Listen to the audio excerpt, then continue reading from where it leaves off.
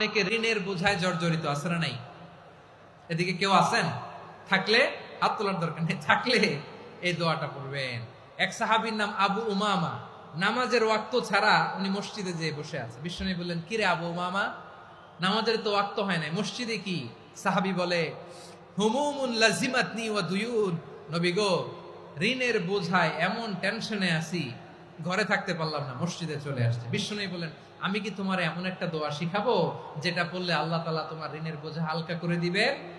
আবু উমামা বললেন, ইয়া রাসূলুল্লাহ, অবশ্যই শিখাবেন। বিশ্বনবী বললেন, তাহলে তুমি পড়বা, আল্লাহুম্মা ইন্নী আউযু বিকা মিনাল হাম্মি ওয়াল হাযান ওয়া আউযু বিকা মিনাল জুবনি ওয়াল বুখল ওয়া আউযু বিকা মিন গালাবাতিদ দাইনি ওয়া কাহরির রিজাল।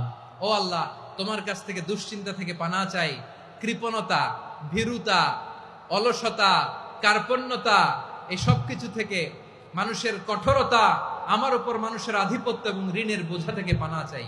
এই দোয়াটা যখন বিশ্বনবী শিখাই দিলেন, আবু উমামা বারবার এই দোয়া পড়ে, আল্লাহুম্মা ইন্নী আউযু বিকা মিনাল হাম্মি ওয়াল হাযান ওয়া আউযু বিকা মিনাল আজজি ওয়াল কাসাল ওয়া আউযু বিকা মিনাল জুবনি ওয়াল বুখল ওয়া আউযু বিকা মিন গালাবাতিদ দাইনি ওয়া কাহরির রিজাল। আবু উমামা বলে, এই দোয়া আমি পড়তে লাগলাম আর পড়তে লাগলাম, কিছুদিন পরে দেখা গেল বিশ্বনবীর শেখানো এই দোয়ার বদৌলতে আল্লাহ তাআলা আমার সব ঋণ পরিশোধের ব্যবস্থা করে দিয়েছেন। পড়বেন পড়বেন।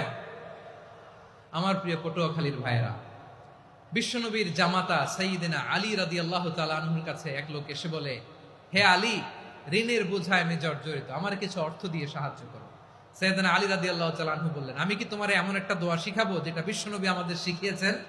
এই দোয়া যদি তুমি পড়ো, লাউ কানা আলাইকা মিসলু জাবালিন কাবীরিন দাইনান আদাল্লাহু আনকা, পাহাড় পরিমাণও যদি ঋণের বোঝা হয়, আল্লাহ এটা পরিশোধের ব্যবস্থা করে দিবেন।